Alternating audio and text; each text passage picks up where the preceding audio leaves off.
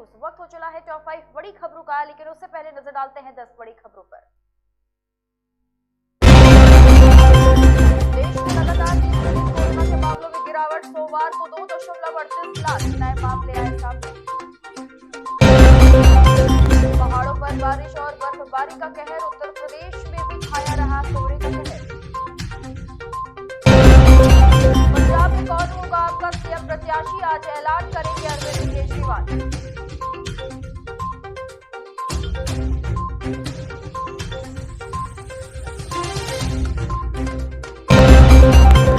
प्रशासन के लिए समस्या बन रहा कोहरा। कोहरे के चलते 10 ट्रेनें लेट, 20 से ज्यादा ट्रेन कैंसिल।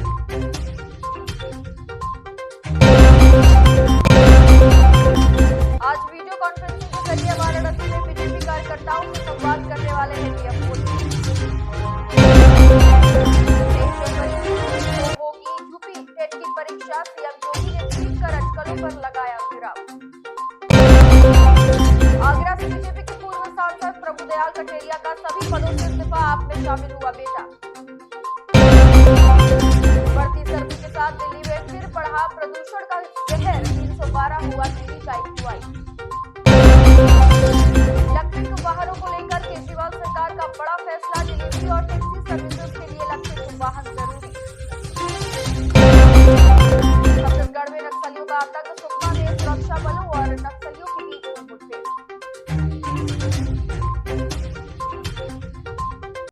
अब आगे बढ़ते हैं खबरों की ओर। देश में 12 से 14 साल तक के बच्चों का कोरोना रोधी टीकाकरण जल्द शुरू करने को लेकर केंद्र सरकार ने अभी कोई फैसला नहीं किया है। देश में अभी 15 से 18 साल तक के बच्चों का टीकाकरण अभी जारी है।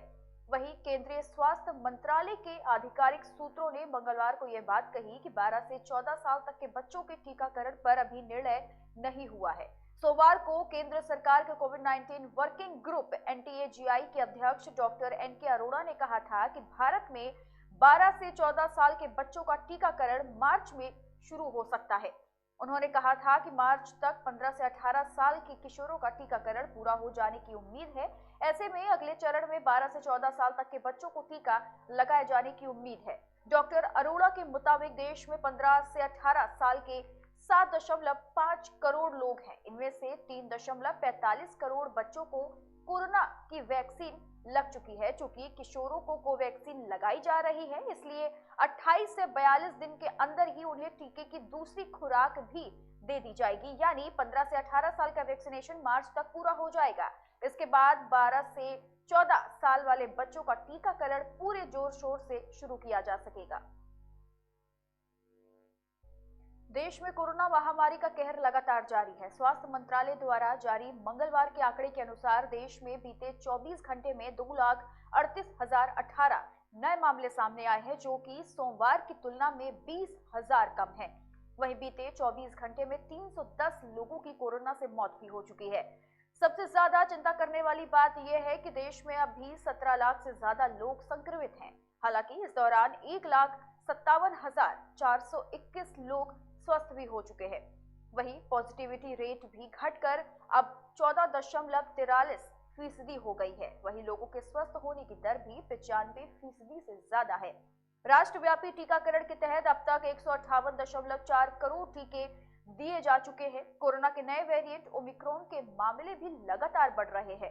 देश में अब तक ओमिक्रॉन के कुल 8,891 मामले सामने आ चुके हैं। वहीं पिछले 24 घंटे में ओमिक्रॉन केस में 7% की वृद्धि भी हुई है।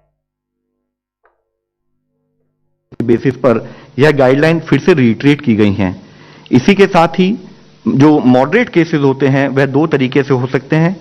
कुछ केसेस ऐसे हैं जिनमें कि कोई सिम्टम ना हो, ऑक्सीजन सैचुरेशन 93% से अबव बना रहे और 3 सक्सेसिव दिन यानी कि कंटिन्यूअस 3 दिन तक अगर ऐसी सिचुएशन रहे और साथ में कोई भी हमारी कोमॉर्बिडिटी हो, उसमें कोई डिटेरियोरेशन ना हो, तब उन केसेस में भी जब 3 सक्सेसिव दिन तक अगर हम बिना ऑक्सीजन सपोर्ट के रहते हैं, हॉस्पिटल सेटिंग में रहते हैं, तो ट्रीटिंग मेडिकल ऑफिसर उस पेशेंट को डिस्चार्ज करने का निर्णय ले सकता है और उस समय पर भी टेस्टिंग की आवश्यकता नहीं है। इसी के साथ ही वह केसेस जो कि ऑक्सीजन थेरेपी पर हों, उन केसेस में भी अगर आपकी ऑक्सीजन थेरेपी की डिमांड कंटिन्यू है तो उस समय तक, जब तक कि आपके सारे सिम्टम रिजॉल्व नहीं हो जाते, साथ ही आपका ऑक्सीजन सैचुरेशन प्रॉपर लिमिट तक नहीं आता 3 दिन तक कंटिन्यूअस, और साथ ही आपकी कोमॉर्बिडिटी जब तक स्टेबल नहीं होती तब तक आप हॉस्पिटल में रहेंगे और उसके बाद ही आपको डिस्चार्ज किया जा सकता है। इसी के साथ ही वह केसेस जो सीवियर केसेस हैं या जो इम्यूनो कॉम्प्रोमाइज केसेस हैं, चाहे वो कैंसर पेशेंट हो, HIV पेशेंट्स हो, ट्रांसप्लांट रिसिपिएंट्स हो, मैलिग्नेंसी हो, उस केस में ट्रीटिंग डॉक्टर के डिस्क्रिप्शन पर based on clinical recovery decision लिया जाएगा। यहां एक और मुख्य अंश हम आप सबके सामने रखना चाहेंगे, डिस्चार्ज होने के बाद भी यह आवश्यक है कि हम अपनी हेल्थ को 7 दिन तक सेल्फ मॉनिटर करें और साथ ही मास्क को कंटिन्यू बेसिस पर पहनते रहें। इसी के साथ ही बेस्ड ऑन इमर्जिंग एविडेंस, जैसे इस मंच पर हमने पहले भी बताया था, हमने एक concept of centre of excellence eight national level, centre of excellence eight regional level and state level बनाया था, जिसके द्वारा जो इमर्जिंग क्लिनिकल एविडेंसेस हैं, जो इमर्जिंग क्लिनिकल मैनेजमेंट से संबंधित नॉलेज है, उसको हम फील्ड स्थाई पर हर डॉक्टर तक पहुंचाने का कार्य करते हैं। तो जब ओमिक्रॉन की थ्रेट एक नई थ्रेट के रूप में उभर कर आई है, क्योंकि ये केसेस माइल्ड हैं और साथ में इन केसेस में इससे संबंधित क्लिनिकल मैनेजमेंट प्रोटोकॉल में कुछ और रीस्किलिंग की आवश्यकता हो सकती है, तो उसके तहत ही सेंटर ऑफ एक्सीलेंस इनिशिएटिव के द्वारा एम्स न्यू दिल्ली, जो कि नेशनल सेंटर ऑफ एक्सीलेंस है, उसने 5 जनवरी से अपनी फिर से वेबिनार और ट्रेनिंग शुरू कर दी है। जो अपडेटेड नॉलेज है उसकी शेयरिंग की जाती है regional level centre of excellence से, स्टेट सेंटर ऑफ एक्सीलेंस से, और साथ ही इंडियन मेडिकल एसोसिएशन के जो हमारे सहयोगी, और इसके द्वारा इन टर्न हम डिस्ट्रिक्ट लेवल और बिलो डिस्ट्रिक्ट लेवल के डॉक्टर्स तक यह क्लिनिकल मैनेजमेंट साझा करते हैं। यह पर्टिकुलर सारी वेबिनार्स यूट्यूब चैनल पर भी अवेलेबल हैं। आपके द्वारा हम सबसे रिक्वेस्ट करना चाहेंगे, पर्टिकुलरली हमारी मेडिकल फ्रेटर्निटी की, वह उसका इस्तेमाल करें, उसके द्वारा इमर्जिंग एविडेंस को समझें। इसमें होम आइसोलेशन कैसे होगा, ब्लड इन्वेस्टिगेशन क्या करनी चाहिए, क्या नहीं करनी चाहिए, किन रेडियोलॉजी इन्वेस्टिगेशन की जरूरत है, किन की जरूरत नहीं है, एंटीवायरल एजेंट्स हों या मोनोक्लोनल एंटीबॉडीज हों, किस थेरेपी को हमें कहां इस्तेमाल करना है, इन्फेक्शन प्रिवेंशन से रिलेटेड एक्टिविटी हो, बायोमेडिकल वेस्ट मैनेजमेंट हो, बच्चे को केसेस को कैसे मैनेज करना, इन सब विषय पर डिटेल चर्चा की जाएगी और टेक्निकल गाइडेंस प्रोवाइड की जाएगी।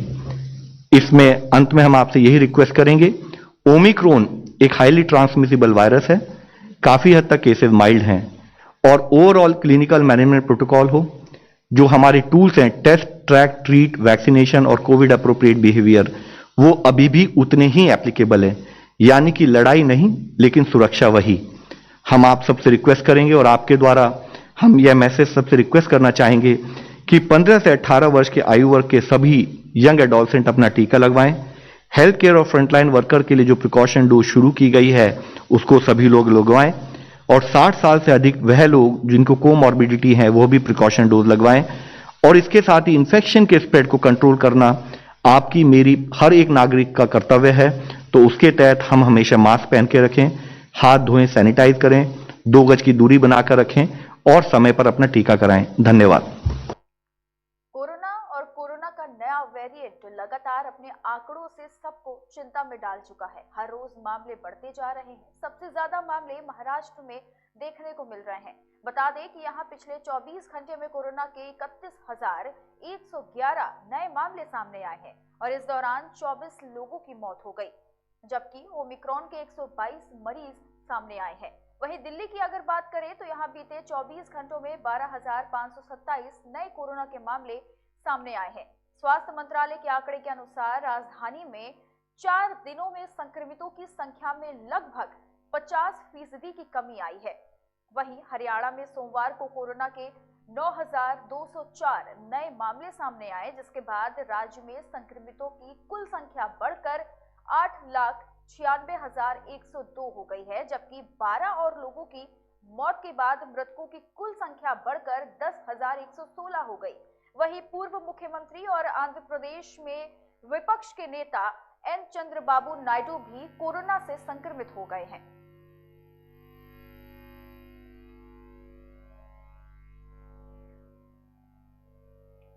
अगले 2 दिनों तक पंजाब, हरियाणा समेत उत्तर भारत में ठंड से राहत मिलने के आसार काफी कम हैं। मौसम विभाग ने सोमवार को कहा कि ताजा पश्चिमी विक्षोभ 21 जनवरी से उत्तर पश्चिम भारत के मौसम को प्रभावित कर सकता है, जिससे कई राज्यों में ठंड भी बढ़ सकती है। वहीं पंजाब और हरियाणा में शीतलहर चलेगी। हालांकि इसके बाद मौसम में कुछ बदलाव होने की उम्मीद की जा सकती है।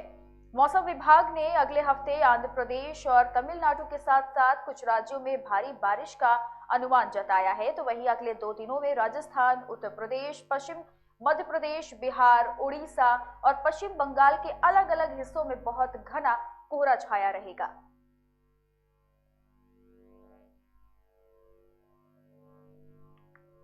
जालौन में विधानसभा चुनाव को शांतिपूर्ण ढंग से संपन्न कराने के लिए कुटौंध पुलिस और आरपीएफ के जवानों ने ग्रामीण क्षेत्रों में फ्लैग मार्च निकाला। इतना ही नहीं, फ्लैग मार्च के जरिए लोगों को निडर होकर मतदान के लिए जागरूक भी किया गया और उनको सुरक्षित होने का एहसास कराया गया। इस दौरान जनता को यह भी आश्वस्त किया है कि वे बिना किसी डर के ज्यादा से ज्यादा संख्या में चुनाव में हिस्सा लें और वोट भी जरूर डालें। इन्हीं खबरों के साथ इस बुलेटिन में फिलहाल इतना ही। आगे के तमाम खबरों को देखने के लिए आप बने रहे केकेडी न्यूज के साथ।